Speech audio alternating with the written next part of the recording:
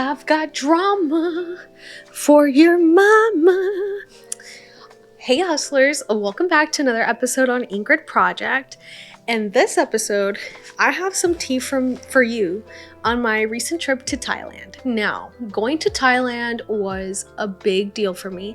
It's a trip that I put off for 7 years because I didn't have anybody to go with. Now, I want to share with you my Thailand horror and drama story.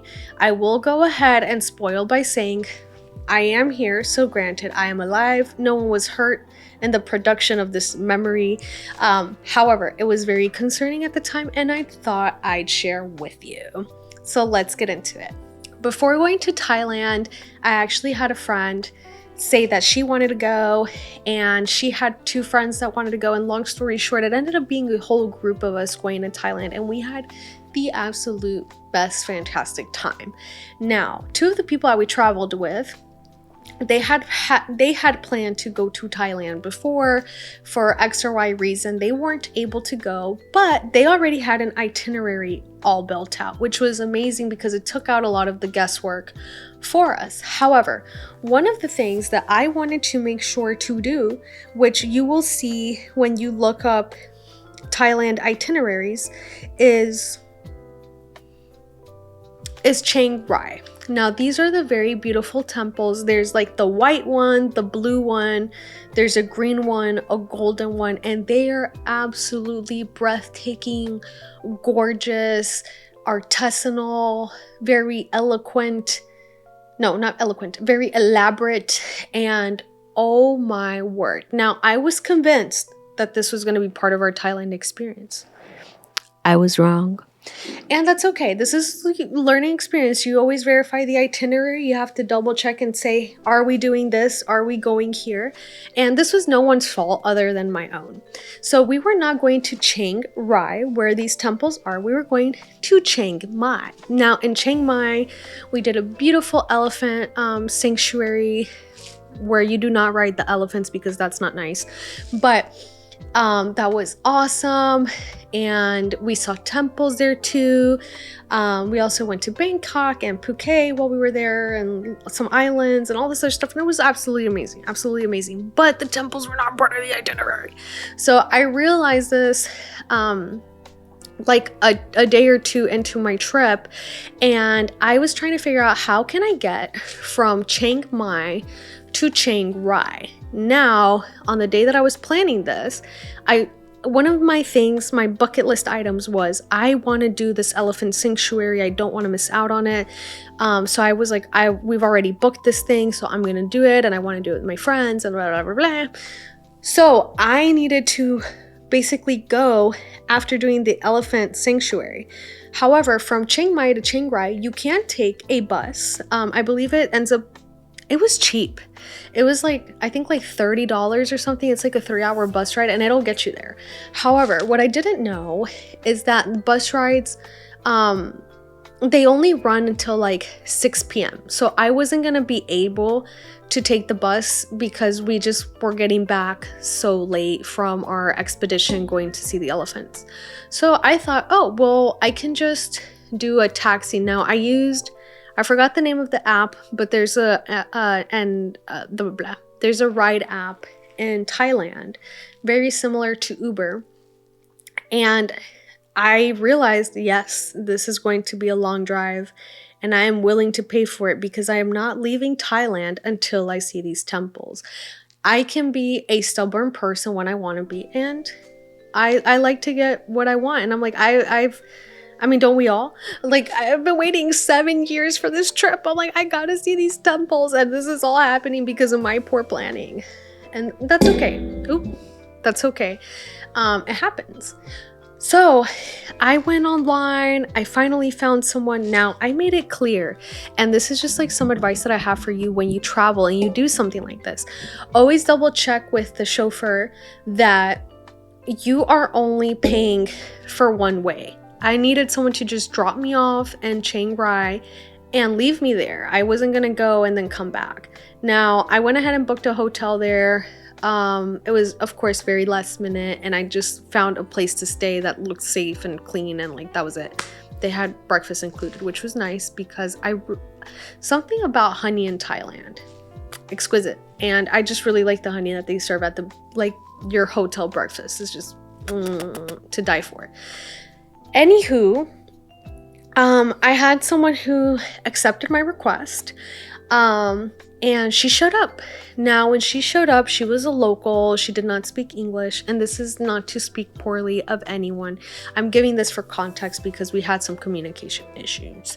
Now, I had put in the app, hey, by the way, like this, I see that this is the fare. I'm only going one way. I'm not coming back. Is that okay? She said yes.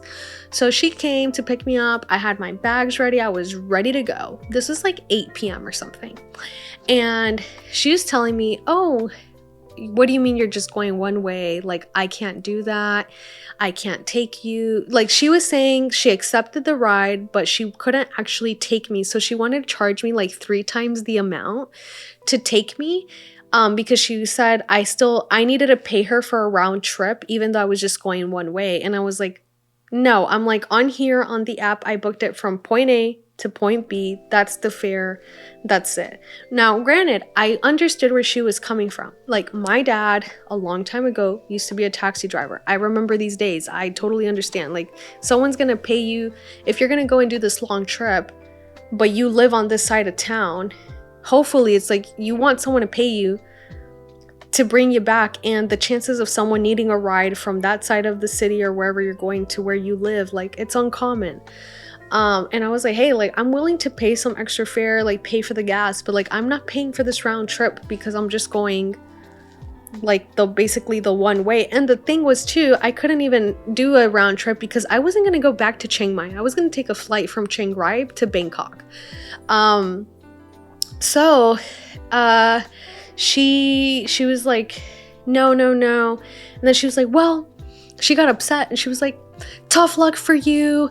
I'm not going to take you. No one's going to take you. And then she asked me to cancel the fare in the app. Now, because it was already the time of the ride, it was going to charge me like 50% of the ride. Now, mind you, this is like a 3-hour drive. Like, it's far. It's not how much money it was. It was the principle. Please tell me, do you guys think I'm crazy? Was I being too much? Was I being extra? Am I unreasonable? Please tell me, like, keep it 100 because, hey, you know, I could be mistaken. But I told her, I'm like, no, I will not do that. I will not cancel the ride for you to get 50% of the fare. I communicated very clearly to just do the one way. You've accepted. You still drove up here. Now you're trying to charge me 3 times as much, and you're refusing to cancel this on your own. Like, you're the one who won't do the ride that you already accepted. So we went back and forth, and I was like, well, I'm not taking the ride. And I'm not canceling. So do what you want. I was upset. Let me take a sip of water before we continue the story. So then, I was confident in my abilities. And I thought, hey, you know what? She might be right. So I just told her, I was like, give me a second. And I went online and I looked, and basically I just found another driver and messaged him like the same thing just to see, and he accepted. So I was like, okay, cool. So I was like, yeah, no, bye-bye. So anyway, she did end up canceling, and I got like my deposit back and like no penalty and whatever. So I was good. Now the other chauffeur, he showed up, and his thing was, he told me, he's like, yes, I'm happy to take you the one way, but can you please pay for, like, of course, the toll there, the toll back, and cover my like my gas. And I was like, yes, absolutely, that's fair. So he was like, and he's like, I've actually never been out of, this is where it gets spicy, guys. This is a spicy story. So he tells me, I've never been out of Chiang Mai before. I don't know how to get to Chiang Rai. Is it okay with you? So he was like, I have to be honest. He was like, I'm a male driver. I'm taking you and your friend, which is also a female, 2 females, very late at night. You're a tourist, to like the other side of the countryside or whatever. I don't feel well. Like, I want to protect myself. And also, I haven't even gone that far. Is it okay if I bring a friend along with me, another woman, for like everyone's security? And I was like, okay, interesting. So I talked about it with my friend, and we were like, yeah, that sounds great. Like, he's gonna take us. What he's charging is fair, and actually, yeah, we probably will feel safer having another woman in the car with us than some guy that's taking us over the countryside in the middle of the night. In the middle of the night, in my dreams. So we were like, okay, yeah, let's do it. So my friend and I, we get in the car, and he's like, beep, beep, beep, beep, beep, beep. So he's calling his friend, right? And this is what I imagine goes on, because they're talking in Thai, we don't understand.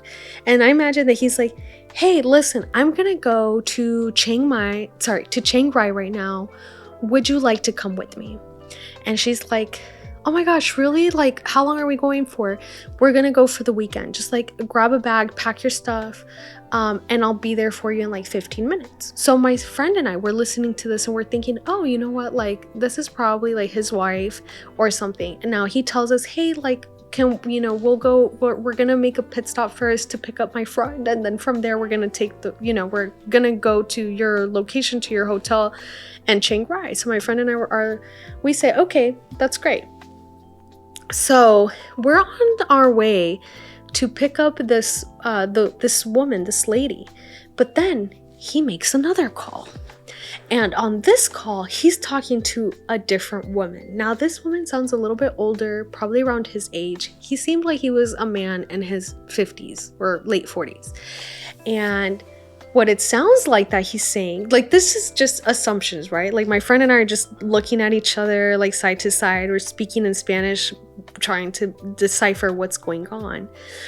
It sounds like he actually calls his actual wife and says, hey, I just got a ride to Chiang Rai.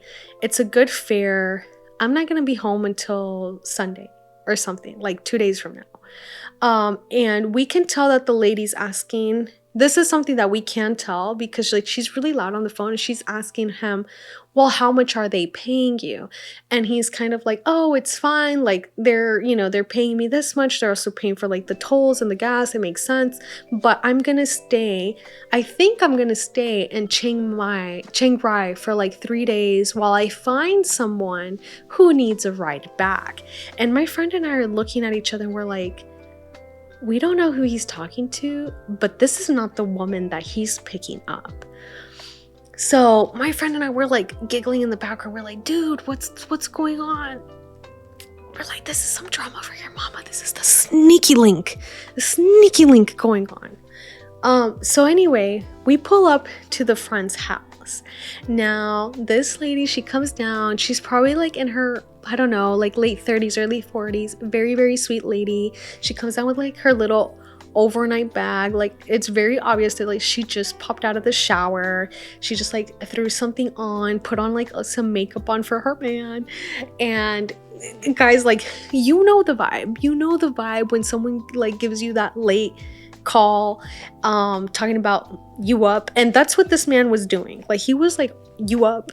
And she was just like, oh, I need to go like shower, shave, get like my little overnight bag, like pack some underwear, and like we're out of here, on like a vacation with my bae.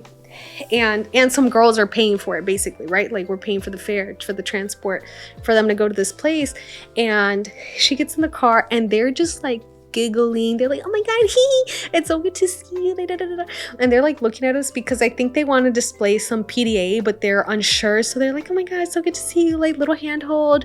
And they're just like giggling, and that sort of way that you giggle when you're around your crush, or you're telling friends about like, oh my god, I met this guy. Like, they're snickering and being like really like hush hush. At some point, like, the wife, who we assume is the wife, she calls him, and I don't know, she's asking him something, and the other lady in the car, she's like super quiet. And then he finally gets off the phone, and they're like very obviously very relieved at the whole thing. So they're giggling the whole time. My friend passes out. At some point, like, we stop at the gas station, and like it's pretty late at night, so like while he's pumping gas, like we asked him, hey, would you guys like anything from, it was kind of like a convenience store gas station. We're like, would you guys like something to eat? Like, it's on us. We get like just some food they have there, like sandwiches, some fruit, blah blah blah, and like we're sharing with them. Like, we're all taking like a collective break, like it's a long ride. And the lady's asking us like, oh, she speaks a little bit of English. We're also like Google translating each other. And she says, oh, like, neither of us have been to Chiang Rai before. What are you guys doing there? So we're like, oh, look, there's this temple, and this is where we're going. And we're being cautious too, because you just never know, and you can't tell people where you're going, who you're going to be with when you're going, because that's how you get kidnapped. That's how you wake up one day missing a kidney. Like, don't do it. But we just tell them we're planning on doing these things. We don't know what days yet. We don't know when we're going to go, but we're sharing plans, but just very, not vaguely, but making sure we're not giving anything specific as to when we're going and like that sort of thing. And there, she's like super interested. She's like kind of telling him like, oh, look, this is where they're gonna go. I'd really like to do this. They ask us if we've seen the elephants. We're like, oh yeah, we did that today, blah blah blah. And we're just making conversation with them. Now we start getting close. Like on the GPS, it says like, okay, 15 minutes, 10 minutes, 7 minutes. Okay, around when it gets to like 7 minutes, I start looking out the window. Now I booked this last minute place on, I think like Agoda or something, and it was a proper hotel, and like it was just like a regular hotel, nothing fancy. And we're looking, my friend and I were looking out the window. It's pitch black outside. There's no other hotels. It's kind of like not even city center. It just seems to be like some back roads. It's dark. It says like 5 minutes, 4 minutes, 3 minutes. And I like, the car gets really quiet. I know that like the chauffeur is like, oh my God, this place doesn't exist. That's what I'm thinking. My friend is looking at me like, dude, are you sure they have she asked me like, are you sure they have the right address? And I'm like looking online. I'm like, yep, this is the right address. This is the right place. I'm looking at the outside pictures to see like, maybe it's like behind a little alleyway, or like there's a back street or something. And I'm like, oh my God, it says 1 minute, you've arrived. There is nothing outside. Now, mind you, at this point, it's like 1 a.m. And I was like, oh my God. At 1 a.m, so one of the reasons why I got this hotel specifically was because a lot of hotels only have reception service until like 6 or 7 p.m. And I needed someone there, of course, to give me my keys, let me in, let me check in. And this was one of the hotels who said to be 24/7. Now, I emailed them. I called them like 3 times. Once when I booked, once the day of, and like once like in the afternoon, like around 8 p.m, the usual time, just letting them know, hey, by the way, this is my reservation. I'm coming at this time. Are you sure someone's gonna be there? And I didn't say 1 a.m. I said like between 1 and 5 a.m, because you just don't know. And these are just words of cautions for when people that travel. Just, some sage advice. And we pull up and there's nothing. So we're like, okay. Now, thank goodness, he drives literally, I kid you not, maybe like 500 feet further, while I'm like, let me confirm the address. Would you mind just parking the car? Let me find out where this place is. Like, I'm trying to be calm, collected, confident, manifesting in the universe that this place actually exists. Because I'm like, I called somebody, I talked to them, like there's Google reviews, like this is not some random place. We're at the right address. Like, what the hell is going on? Tell me why we pull up like 500 feet and this huge building is hiding behind a palm tree. But from the street, you could see absolutely nothing. You would think there was nothing there. It was beyond me. But the sigh of relief in that car when we saw there was an actual place, whew, honey. We were all very relieved. Now, he went and took us to the front and he was like, I'm going to wait here until you check in, okay? And I'm just gonna wait and like send me a text message when you guys have your keys and you're good. And he's sweetest man, sweetest lady. Although we think like they're low-key sneaky cheaters or whoever knows whatever it was that they were doing. And my friend and I, we get there. There is someone, they do let us in. We get to our room. We're like, we're good. We send a message to the driver. Of course, we sent him a generous tip. And we're like, oh my gosh, we made it. So that is my horror Thailand taxi drive story. It was a whole day ordeal. It was totally freaking worth it. I would say this is one of my favorite parts of Thailand, seeing these temples. My friend and I, we made a whole day. Now we were roasting in the sun. It was like 95 degrees. My feet hurt. We got a wonderful foot massage, back massage, everything afterwards. But these temples were to die for. And I believe one of them is not even a temple. It's it is an art exhibition. Absolutely gorgeous, breathtaking. We walked the whole thing. We took pictures. It was absolutely beautiful. I'm going to link in the bio the links to these temples so you can see them. If you go to Thailand, I highly, highly, highly recommend that you go to Chiang Rai. Now, of course, I'm not very versed in Thailand. I didn't even build my own itinerary. But what I did find out is that in Chiang Rai, you can do these temples, and they also have the elephant sanctuaries there, which we were under the belief that you had to go to Chiang Mai to do elephant sanctuaries. That is not true. You can find them in other places. So check out the temples. They're very, very beautiful if you're into that type of thing. Absolutely to die for. I hope you enjoyed this story. Thank you for listening to me. I know this was a little bit of a longer one, but hey, those are the travel stories and we're here for them. So wherever you're at, remember to keep on hustling. And sometimes hustling means like taking these trips and going on adventures and saying yes to the hard things and never giving up. If you want to go see the things, go see the things, find a way. Don't be reckless, be safe, but make it happen. No excuses. Like, there was no way I was going to leave Thailand without seeing those temples. No way.